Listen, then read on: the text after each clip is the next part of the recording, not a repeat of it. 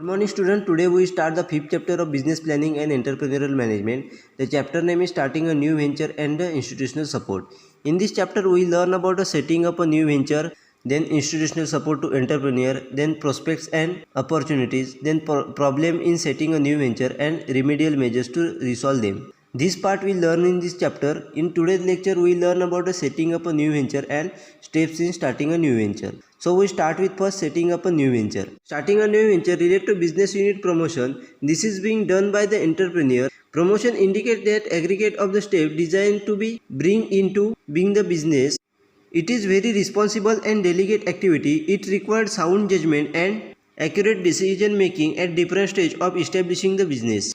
Any wrong decision may be totally upset the promotion activity. ठिकाणी आपल्याला दिले ते म्हणजे setting up a new venture. म्हणजेच काय तर त्या ठिकाणी आपलं जे काही न्यू बिझनेस आहे किंवा न्यू व्हेंचर आहे त्याचं बिझनेस युनिट आहे त्याचं प्रमोशन आपण कशा पद्धतीने करणार आहोत हे या ठिकाणी आपल्याला सेटिंग अप न्यू व्हेंचरमध्ये पाहिलं जातं. म्हणजेच थोडक्यात आपण जो काही न्यू बिझनेस त्या ठिकाणी स्टार्टअप करणार आहोत त्याचं प्रमोशन आपण कशा पद्धतीने करणार आहोत हे त्या ठिकाणी बघितलं जातं.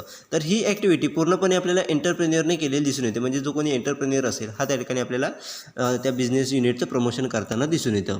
म्हणजेच त्या ठिकाणी आपण बिझनेस स्टार्ट करत असताना आपल्या बिझनेसचं प्रमोशन कशा पद्धतीने करणार आहोत, कोणकोणत्या वेने आपण बिझनेस प्रमोशन करणार आहोत हे त्या ठिकाणी पाहिलं जातं. यामध्ये ही सगळ्यात रिस्पॉन्सिबल अँड डेलिकेट ॲक्टिव्हिटी आहे. म्हणजे बिझनेस प्रमोशन करणं ही सगळ्यात रिस्पॉन्सिबिलिटी ॲक्टिव्हिटी मानली जाते. त्यामध्ये आपल्याला योग्य जजमेंट असणं गरजेचं असतं. कारण त्या ठिकाणी एखादा चुकीचा डिसिजन घेतला तर पूर्णपणे आपली प्रमोशन ॲक्टिव्हिटी ही त्या ठिकाणी अपसेट होऊ शकते. त्यामुळे त्या ठिकाणी ॲक्युरेट डिसिजन घेणं, त्याचबरोबर प्रत्येक स्टेपमध्ये म्हणजेच बिझनेस इस्टॅब्लिश करत असताना प्रत्येक स्टेपमध्ये योग्य ते डिसिजन घेणं, योग्य वेळी योग्यरित्या डिसिजन घेणं हे त्या ठिकाणी गरजेचं असतं. त्यामुळे ही सगळ्यात मोठी रिस्पॉन्सिबल ॲक्टिव्हिटी, त्याचबरोबर डेलिकेट ॲक्टिव्हिटी मानली जाते. कारण त्या ठिकाणी आपल्याला वेगवेगळ्या प्रकारचे जजमेंट घेऊन त्या ठिकाणी योग्यरित्या डिसिजन घेणं हे खूप गरजेचं असतं. Promoter discover the business opportunity, conduct feasibility study in order to select a business opportunity and finally take all the steps necessary for starting a business enterprise. He is the executor of idea and convert into reality.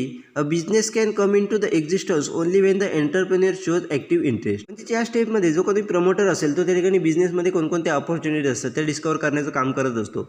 त्याचबरोबर फेजिबिलिटी study त्या ठिकाणी करून त्या ठिकाणी आपल्याला बिझनेसमध्ये कोणकोणत्या नवीन opportunities त्या ठिकाणी आपल्याला मिळू शकतात त्याचं सिलेक्शन त्या ठिकाणी करताना आपल्याला दिसून येतं. त्याचबरोबर त्या बिझनेस एंटरप्राइज स्टार्ट करण्यासाठी आपल्याला कोणकोणत्या स्टेप्स नेसेसरी स्टेप्स घ्यावे लागतील त्या स्टेप्स आपल्याला फायनली घेताना दिसून येतात. म्हणजेच थोडक्यात सेटिंग अ बिझनेस न्यू व्हेंचरच्या स्टेपमध्ये आपल्याला त्या ठिकाणी प्रमोटर्स हे त्या ठिकाणी आपल्याला वेगवेगळ्या प्रकारच्या बिझनेस अपॉर्च्युनिटीज कोणकोणत्या आहेत त्या ठिकाणी आयडेंटिफाय करताना दिसून येतात. त्याचबरोबर फेजिबिलिटी स्टडी करून आपल्याला बिझनेसमध्ये कोणकोणत्या अपॉर्च्युनिटीज आहेत त्या आयडेंटिफाय करून त्या इम्प्लिमेंट करण्यासाठी किंवा बिझनेस एंटरप्राइज स्टार्ट करण्यासाठी आपल्याला कोणकोणत्या नेसेसरी स्टेप घ्याव्या लागणार आहेत त्या स्टेप्स आपल्याला घेताना दिसून येतात. तर बिझनेस प्रमोटर हा त्या ठिकाणी आयडिया एक्झिक्युटर असतो किंवा जी काही आयडिया आहे ती रिॲलिटीमध्ये कन्वर्ट करणारा एक व्यक्ती असतो. त्याला आपण प्रमोटर असं म्हटलं जातं. एखादा बिझनेस हा त्या ठिकाणी एक्झिस्टन्स म्हणजे ॲक्च्युली रन केव्हा होतो जर एखादा प्रमोटर त्या आयडियामध्ये किंवा त्या ॲक्टिव्हिटीमध्ये इंटरेस्ट दाखवत असतो. म्हणजे ॲक्टिव्ह इंटरेस्ट त्या ठिकाणी प्रमोटर घेत असतो तेव्हाच एखादी आयडिया किंवा एखादं अपॉर्च्युनिटी हे आपल्याला एक्झिस्टिंग बिझनेसमध्ये कन्वर्ट होताना दिसून येते. म्हणजेच त्यामध्ये आपल्याला प्रमोटर हा सगळ्यात महत्त्वाचा असतो. एखादा बिझनेस स्टार्टअप करायचा असेल तर प्रमोटर हा त्या ठिकाणी सगळ्यात महत्त्वाचा असलेला दिसून येतो. त्यांनी जर ॲक्टिव्ह इंटरेस्ट घेतला तरच आपल्याला त्या ठिकाणी बिझनेस हा एक्झिस्टन्समध्ये आलेला दिसून येतो. Steps in starting a new venture. First is discover your business opportunity. Task of entrepreneur start with this conception of business activity. Here the entrepreneur considers the available business opportunities and select the one which is most promising and can be used with the limited risk. He also considered a capital requirement for the proposed business activity. It is also necessary to conduct a product analysis, market survey for finding out the profitability and scope of the expansion. These types of market analysis facilitate the selection of the most promising business opportunity. या ठिकाणी आपल्याला new venture start करण्यासाठी वेगवेगळ्या steps आपल्याला दिलेले आहेत. म्हणजे new venture start करताना कोणकोणत्या स्टेप्स त्या ठिकाणी आपल्याला घेतल्या पाहिजे त्या स्टेप्स आपल्याला दिलेल्या आहेत. त्यामध्ये पहिली स्टेप्स आहे म्हणजे डिस्कवर न्यू बिझनेस अपॉर्च्युनिटी. म्हणजे ज्या ठिकाणी बिझनेस अपॉर्च्युनिटीज कोणकोणत्या आहेत ह्या ठिकाणी आयडेंटिफाय केले जातात.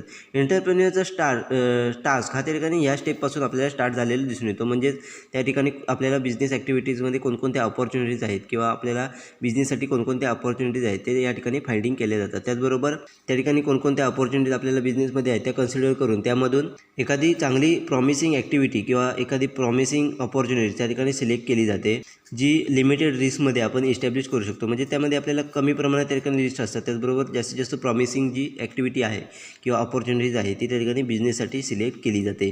त्याचबरोबर एंटरप्रेन्युअर आहे तो त्या ठिकाणी त्या ॲक्टिव्हिटीसाठी बिझनेस ॲक्टिव्हिटी कोणकोणत्या प्रकारचा फिनान्शियल रिक्वायरमेंट लागणार आहे, किती प्रमाणात त्या ठिकाणी फिनान्शियल रिक्वायरमेंट लागणार आहे ते देखील त्या ठिकाणी कन्सिडर केलं जातं. त्याचबरोबर आपले जे काही अपॉर्च्युनिटी सिलेक्ट केली आहे त्याच्या माध्यमातून त्यासाठी त्याचं जे काही प्रोडक्ट आपण तयार करणार आहोत त्याचं प्रोडक्ट ॲनालिसिस असेल किंवा त्या प्रोडक्टसाठी लागणारा मार्केट सर्वे असेल तो त्या ठिकाणी सर्वे करून त्या ठिकाणी आपल्याला किती प्रमाणात प्रॉफिटेबिलिटी होऊ शकते हे त्या ठिकाणी आयडेंटिफाय केलं जातं. त्याचबरोबर एक्सपान्शनसाठी म्हणजेच आपल्या प्रोडक्ट तयार केल्याच्या नंतर आपल्या फर्मच्या एक्सपान्शनसाठी किती प्रमाणात मार्केटमध्ये स्कोप आहे हे त्या ठिकाणी मार्केट सर्वे आणि प्रोडक्ट ॲनालिसिसच्या माध्यमातून केलं जातं.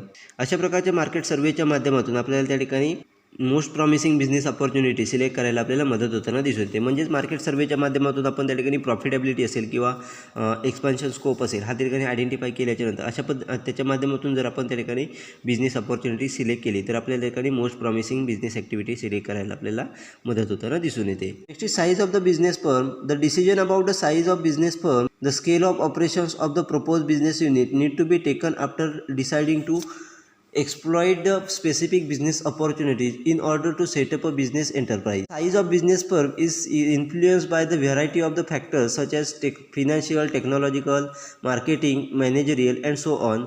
It decided size should be optimum.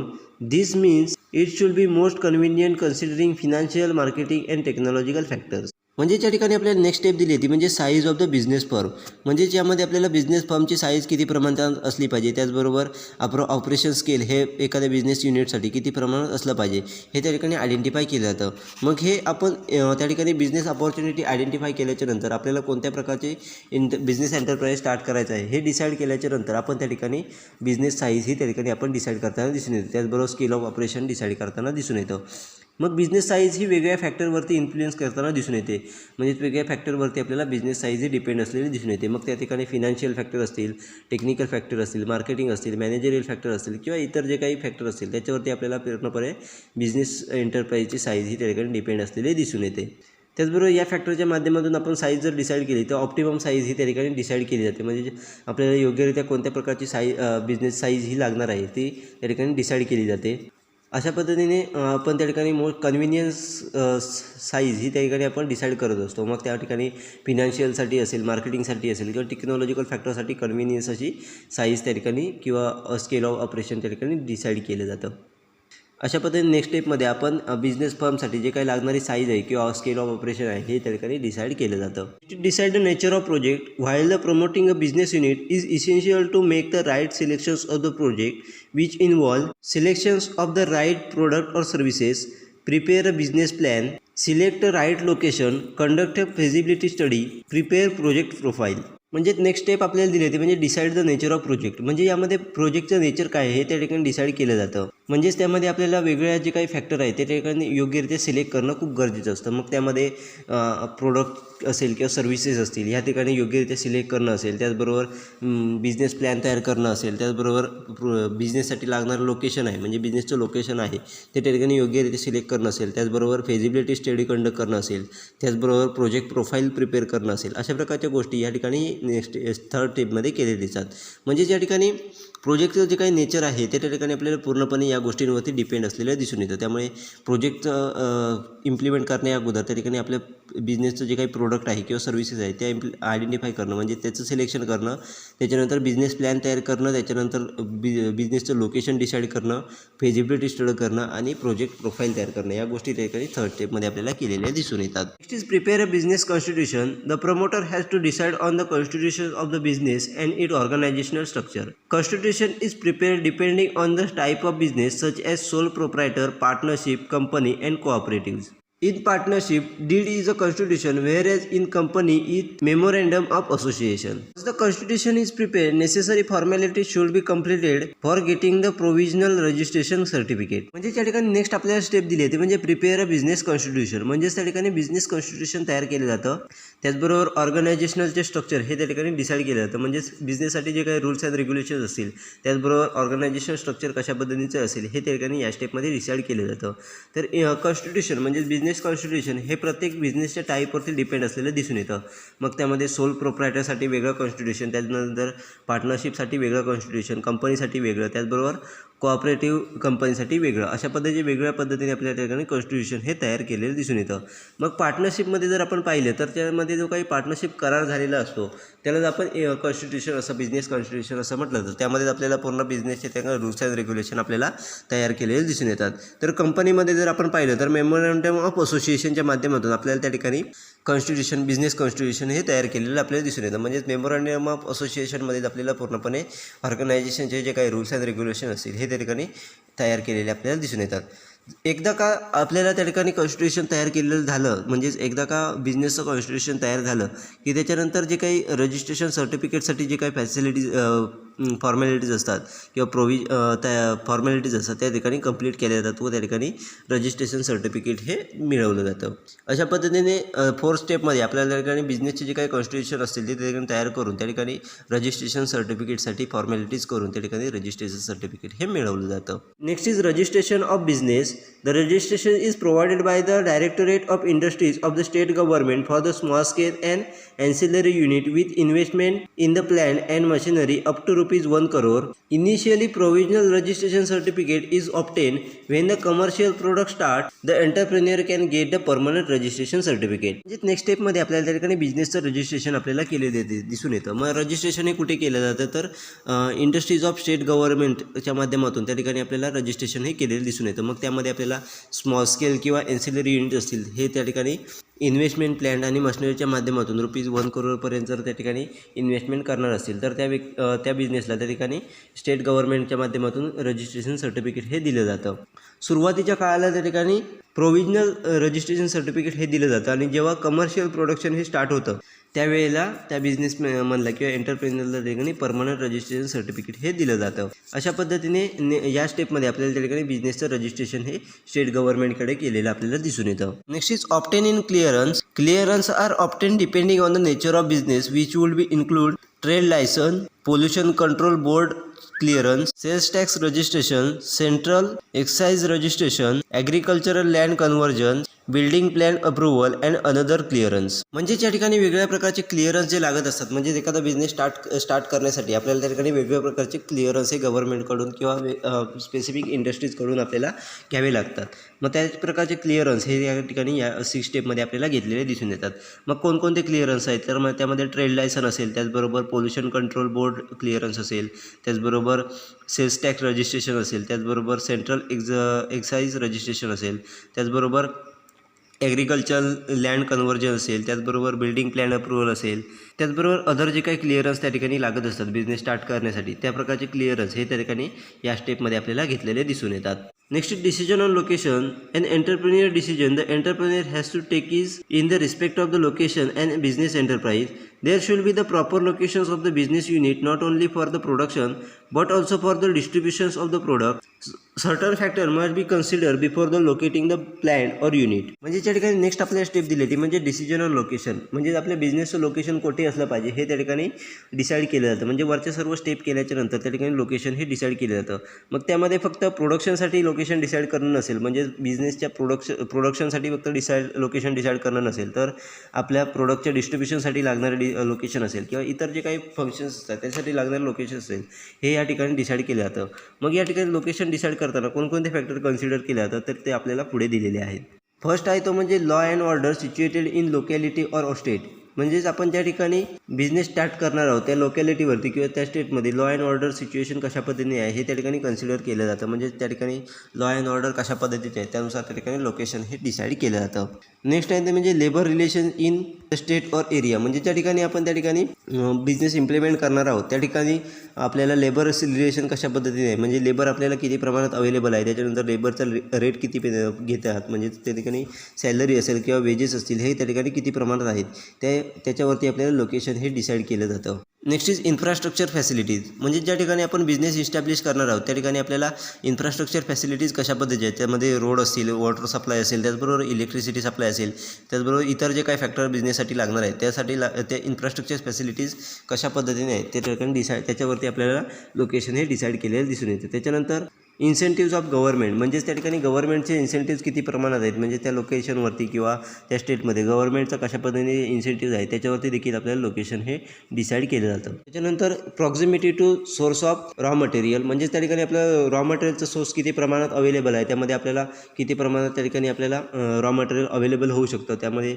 त्याचबरोबर रॉ मटेरियलचा सप्लाय असेल त्या ठिकाणी आपल्याला किती प्रमाणात होऊ शकतो याच्यावरती देखील आपल्याला लोकेशन हे डिसाईड केलं जातं. त्याच्यानंतर प्रॉक्झिमिटी टू द मार्केट, म्हणजे आपलं प्रोडक्ट तयार केल्याच्या नंतर त्याला मार्केट किती प्रमाणात त्या ठिकाणी असू शकतं, हा फॅक्टर देखील त्या ठिकाणी लोकेशन सिलेक्ट करताना लक्षात घेतलं जातं. अशा प्रकारचे वेगळे फॅक्टर लक्षात घेऊन त्या ठिकाणी बिझनेससाठी लोकेशन हे डिसाईड केलं जातं. Next is machinery, equipment and layout. Machinery and equipment are required for the maintaining effectiveness of the process of production.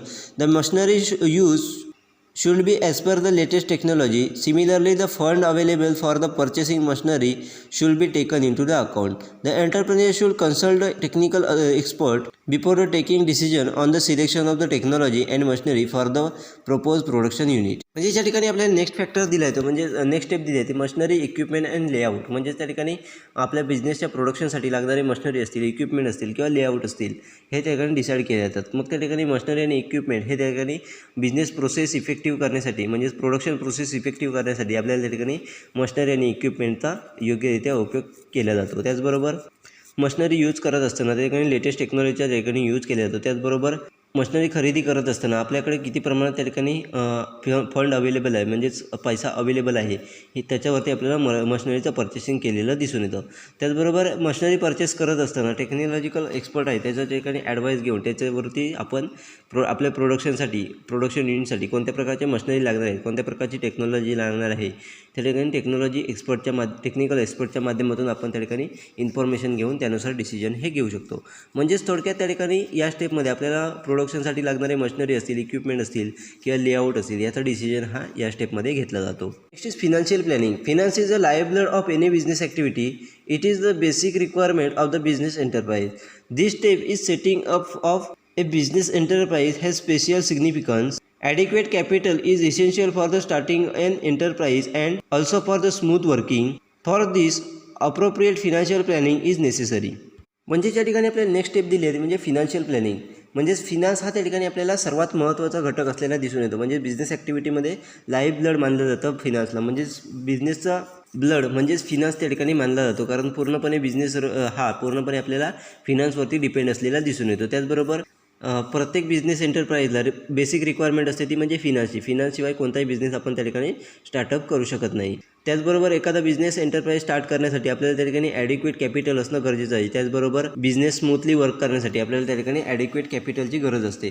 मग अशा प्रकारच्या ॲक्टिव्हिटी योग्यरित्या करण्यासाठी आपल्याला त्या ठिकाणी ॲप्रोप्रिएट फिनान्शियल प्लॅनिंग हे करणं गरजेचं असतं. म्हणजेच योग्यरित्या फिनान्शियल प्लॅनिंग करून आपण त्या ठिकाणी जे काही एंटरप्रेन्युअर स्टार्ट करायचं असेल त्याच्यासाठी ॲडिक्वेट कॅपिटल यूज करू शकतो. त्याचबरोबर आपला बिझनेस हा स्मूथली वर्क करू शकतो. त्याच्यासाठी फिनान्शियल प्लॅनिंग करणं हे खूप गरजेचं असतं. Next is physical facilities. The entrepreneur is expected to given attention to the physical facilities required by the new enterprise. For example, he should first make the arrangement of water, electricity and disposal of the waste material. Machines required for the production purpose need to be installed properly. Thereafter, right type of manpower required for the effective working of enterprise should be selected. In addition, attention should be given to the training of employee. It is also necessary to see that the raw material required are made available regularly. In this stage, the entrepreneur has to decide the manner in which physically facilities are to be arranged for the new venture. म्हणजे ज्या ठिकाणी next step आपल्याला दिली होती म्हणजे physical facilities. म्हणजे जे काही फिजिकल फॅसिलिटीज आहेत ते आपण कशा पद्धतीने मॅनेज करता येईल याच्याकडे आपण लक्ष दिलं पाहिजे. म्हणजेच थोडक्यात फिजिकल जे काही फॅसिलिटीज आहेत त्याच्याकडे आपण अटेन्शन हे दिलं पाहिजे प्रत्येक एंटरप्रेन्युअरने न्यू व्हेंचर स्टार्ट करत असताना. फॉर एक्झाम्पल सांगायचं झालं तर एखाद्या एंटरप्रेन्युअरने त्या ठिकाणी वॉटर असेल, इलेक्ट्रिसिटी असेल किंवा डिस्पोजेबल वेस्ट मटेरियलसाठी जी काही अरेंजमेंट आहे ती केली. त्याचबरोबर प्रोडक्शनसाठी लागणारी जी काही मशिनरी आहे त्याचं मशिनरीचं इन्स्टॉलेशन त्यांनी लगेच केलं. परंतु त्यासाठी लागणारे मॅनपॉवर आहे त्याचं देखील त्या ठिकाणी सिलेक्शन करणं हे गरजेचं आहे. म्हणजेच वरच्या फॅक्टरमध्ये आपण पाहिलं की त्या ठिकाणी वेगवेगळे रिसोर्सेस म्हणजे त्यामध्ये वॉटर असेल, इलेक्ट्रिसिटी असेल, त्याचबरोबर डिस्पोजेबल वेस्ट मटेरियलची सिस्टम असेल, त्याचबरोबर मशिनरी असेल ही इन्स्टॉल केल्याच्या नंतर आपल्याला त्या ठिकाणी एंटरप्रेन्युअर्स वर्क करण्यासाठी किंवा स्टार्ट करण्यासाठी आपल्याला जे काही इफेक्टिव्ह मॅनपॉवर लागणार आहे त्याचं सिलेक्शन आपण त्या ठिकाणी केलं पाहिजे. म्हणजेच त्या ठिकाणी त्याचबरोबर त्या ठिकाणी आपल्याला वर्करसाठी लागणारं म्हणजेच एम्प्लॉयसाठी लागणारं ट्रेनिंग प्रोव्हाइड करणं असेल, त्याचबरोबर प्रोडक्शनसाठी लागणारं रॉ मटेरियल असेल, त्याची अवेलेबिलिटी असेल, ह्या गोष्टी सर्व गोष्टी या ठिकाणी फिजिकल फिजिबिलिटीमध्ये लक्ष देऊन पाहिल्या जातात. म्हणजेच त्यामध्ये मॅनपॉवर असेल, रॉ मटेरियल असेल किंवा इतर जे काही फिजिकल फॅसिलिटीज आहेत त्याच्याकडे या स्टेपमध्ये लक्ष दिलं जातं. Next is tax planning. Tax planning help the entrepreneurs in minimising the tax liabilities of the new started venture. Tax liabilities can be minimized by the selecting suitable form of organization, as the tax liability is not identical on the all form of the business organization. It is more on corporate enterprise and low on non-corporate enterprise. Similarly, tax holidays is given to the enterprise established under certain backward area. Tax concessions are also offered in rural and industrial backward area. The entrepreneur can reduce the tax liabilities of new enterprise through the suitable tax planning. म्हणजे ज्या ठिकाणी आपल्याला next दिलं आहे म्हणजे tax planning. म्हणजेच आपल्याला जो काही टॅक्स असेल त्याचं योग्यरित्या आपल्याला प्लॅनिंग करता आलं पाहिजे व त्याच्या माध्यमातून आपल्याला टॅक्स लायबिलिटी आहे ती आपण कशा पद्धतीने मिनिमाइज करता येईल न्यूली व्हेंचरवरती याच्याकडे आपण लक्ष दिलं पाहिजे. म्हणजेच आपण अशा पद्धतीने व्हेंचर स्टार्ट केलं पाहिजे की ज्याच्या माध्यमातून आपल्याला टॅक्स लायबिलिटी आहे ती मिनिमाइज करता येऊ शकते. मग त्यामध्ये जर आपण पाहिलं तर काही बिझनेस फर्मवरती म्हणजेच त्या ठिकाणी आपल्याला काही बिझनेसवरती आपल्याला टॅक्स लायबिलिटीज ही कमी असलेली दिसून येते, तर काहीवरती आपल्याला टॅक्स लायबिलिटीज ही जास्त असलेली दिसून येते. मग त्या ठिकाणी आपण पाहिलं तर कॉर्पोरेट एंटरप्राइज असेल तर त्या ठिकाणी आपल्याला जास्तीत जास्त टॅक्स असलेला दिसून येतो. तर नॉन कॉर्पोरेट एंटरप्राइज असेल तर त्या ठिकाणी आपण लो टॅक्स लायबिलिटीज असलेली दिसून येते. म्हणजेच त्या ठिकाणी आपण एंटरप्राइज सिलेक्ट करत असताना कोणत्या पद्धतीचा असला पाहिजे हे त्या ठिकाणी टॅक्स लायबिलिटीजवरती डिपेंड असलेलं म्हणजे टॅक्स लायबिलिटीच्या माध्यमातून आपण त्या ठिकाणी एंटरप्राइजचं टाईप आपण सिलेक्ट करू शकतो. त्याचबरोबर बॅकवर्ड एरियामध्ये आपल्याला टॅक्स लायबिलिटीज हे त्या ठिकाणी कमी केलं जातं. म्हणजेच त्यामध्ये आपण लोकेशन सिलेक्ट करताना आपण त्यानुसार त्या ठिकाणी टॅक्स लायबिलिटीचा विचार करून आपण त्या ठिकाणी लोकेशन देखील सिलेक्ट करू शकतो. त्याचबरोबर रुरल एरिया असेल किंवा इंडस्ट्रियल बॅकवर्ड एरिया असेल त्या ठिकाणी आपल्याला टॅक्स कन्सेशन दिलं जातं. म्हणजे अशा ठिकाणी आपण जर त्या ठिकाणी बिझनेस एंटरप्राइज स्टार्ट केलं तर आपल्याला त्या ठिकाणी टॅक्सच्या माध्यमातून वेगवेगळ्या प्रकारचे कन्सेशन हे मिळू शकतात. अशा पद्धतीने योग्यरित्या टॅक्स प्लॅनिंग करून आपण न्यू एंटरप्रेन्युअर हे ठिकाणी टॅक्स लायबिलिटी आपल्याला कमी करताना दिसून येतात. Next is organisation structure. Suitable internal organisation structure is necessary for the conduct of business activities of a new enterprise in orderly manner. This avoid the confusion, duplication of work and wastage of all kinds. While deciding the organization structure, attention need to be given to department nation, line of authorities, delegation of authorities, division of work, coordination among the department and so on. Next आपल्याला step दिली आहे ती म्हणजेच organisation structure. यामध्ये ऑर्गनायझेशनचं internal structure हे त्या ठिकाणी decide केलं जातं. म्हणजेच न्यू एंटरप्राइजचं ॲक्टिव्हिटीज ह्या ठिकाणी ऑर्डरली मॅनरमध्ये जर व्हायच्या असतील तर त्या ठिकाणी ऑर्गनायझेशन स्ट्रक्चर हे डिसाईड करणं खूप गरजेचं असतं, नेसेसरी असतं. मग त्यामध्ये त्याच्या माध्यमातून आपल्याला कन्फ्युजन असेल किंवा वर्कचं डुप्लिकेशन असेल म्हणजे एकच काम दोन व्यक्ती करत असतील किंवा त्याचबरोबर वेगळ्या गोष्टींचं वेस्टेज असेल हा त्या ठिकाणी कमी करायला आपल्याला मदत होताना दिसून येते.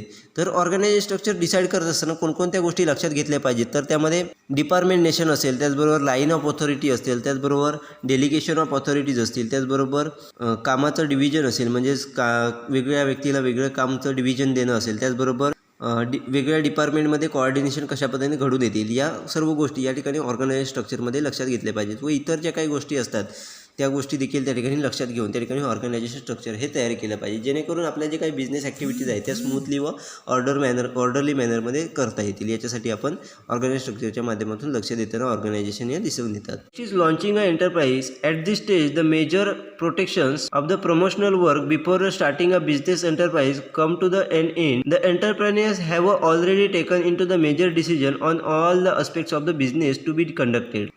Now they are in the position to set up an enterprise going. Here they have to take a actual step of starting a new business activity. या ठिकाणी नेक्स्ट आपल्याला स्टेप दिली होती म्हणजे लॉन्चिंग अ एंटरप्राइज. म्हणजेच आपलं जे काही एंटरप्राइज आहे आपला जो काही बिझनेस आहे तो त्या ठिकाणी मार्केटमध्ये लॉन्च करण्याची ही स्टेप असते. यामध्ये जे काही प्रमोशनल वर्क असतं हे पूर्णपणे कंप्लीट झालं असतं किंवा एंड स्टेजला आलेलं असतं. त्याचबरोबर बिझनेससाठी किंवा बिझनेस रन करण्यासाठी जे काही वेगवेगळे डिसिजन घ्यायचे असतात ते मेजॉरिटी डिसिजन हे त्या ठिकाणी ऑलरेडी घेतलेले असतात. या स्टेपमध्ये फक्त आपलं जे काही एंटरप्राइज आहे ते स्टार्ट करण्याचं काम ते त्या ठिकाणी केलं जातं. म्हणजेच फक्त बिझनेस ॲक्टिव्हिटीज स्टार्ट करण्याची स्टेप ही त्या ठिकाणी फक्त शिल्लक असते. ते या स्टेपमध्ये आपल्याला फक्त बिझनेस ॲक्टिव्हिटीज असतात या ठिकाणी स्टार्ट केल्या जातात. त्याच्यासाठी लागणारे जे काही वेगवेगळे डिसिजन असतात ते ऑलरेडी त्या ठिकाणी पहिल्या सर्व स्टेपमध्ये आपल्याला घेतलेले दिसून येतात. The entrepreneur they are often the starts the assembling the essential requirement for the starting the production work. This include acquisition of land, construction of building, purchase of machinery, arrangement for tools and equipment and actual conduct of production on trial basis. म्हणजे ज्या स्टेपमध्ये येण्या अगोदर entrepreneur आहे तो ज्या सर्व गोष्टी त्या ठिकाणी असेंबल करून आपलं प्रोडक्शन स्टार्ट करण्यासाठी तयार असतो. मग त्यामध्ये लँड ॲक्वेजिशन असेल, म्हणजेच लँड खरेदी करणं असेल, त्याचबरोबर त्यावरती बिल्डिंग बांधणं असेल, त्याचबरोबर प्रोडक्शनसाठी लागणारे मशिनरी असतील त्या खरेदी करणं असेल, त्याचबरोबर त्या वेगवेगळ्या प्रकारचं टूल्स असतील किंवा इक्विपमेंट असेल त्यांची अरेंजमेंट असेल किंवा ॲक्च्युअल प्रोडक्शन असेल ट्रायल बेसिसवरती, ते देखील आपल्याला त्या ठिकाणी केलेलं दिसून येतं. या स्टेपमध्ये फक्त आपल्याला त्या ठिकाणी आपले जे काही बिझनेस ॲक्टिव्हिटीज आहेत त्याचं स्टार्टिंग करण्याचं स्टेप ही त्या ठिकाणी बाकी असते. बाकी सर्व ज्या काही ॲक्टिव्हिटीज असतात ते ऑलरेडी आपल्याला केलेल्या दिसून येतात. Next is periodic review. There must be periodic review to monitor the business venture. Periodic report must be obtained from the employee to find out the performance of new project. The actual performance must be compared against the plan targeted in order to find out the progress of the project. If there are any deviation, the cases of the same must be identified. The adequate measures must be undertaken to correct the deviations. म्हणजे त्या ठिकाणी आपल्याला next step दिली होती म्हणजे periodic review. म्हणजेच आपलं जे काही न्यू व्हेंचर आहे त्याचं पिरियडिक रिव्ह्यू आपल्याला त्या ठिकाणी करणं गरजेचं असतं. त्याच्या माध्यमातून आपलं जे काही न्यू व्हेंचर आहे त्याच्यावरती आपल्याला मॉनिटर करण्यासाठी आपल्याला मदत होताना दिसून येते. त्याचबरोबर एम्प्लॉईच्या माध्यमातून आपण त्या ठिकाणी पिरियडिक रिव्ह्यू ऑब्टेन करू शकतो व आपला जे काही न्यू प्रोजेक्ट आहे त्याचा परफॉर्मन्स त्या ठिकाणी इव्हॅल्युएट करू शकतो. व त्याच्या माध्यमातून आपण जे काही प्लॅन तयार केलेला असतो व आपला जो काही ॲक्च्युअल प्रोजेक्ट रन असतो याच्यामध्ये आपण कशा पद्धतीने कोऑर्डिनेशन करता येईल, त्याचबरोबर तो ज्यानुसार प्लॅन केला आहे त्यानुसार आपला प्रोजेक्ट इम्प्लिमेंट होतो आहे की नाही, त्यानुसार प्रोजेक्ट रन होतो आहे की नाही, हे आपण त्या ठिकाणी पिरियडिक रिव्ह्यूच्या माध्यमातून आयडेंटिफाय करू शकतो.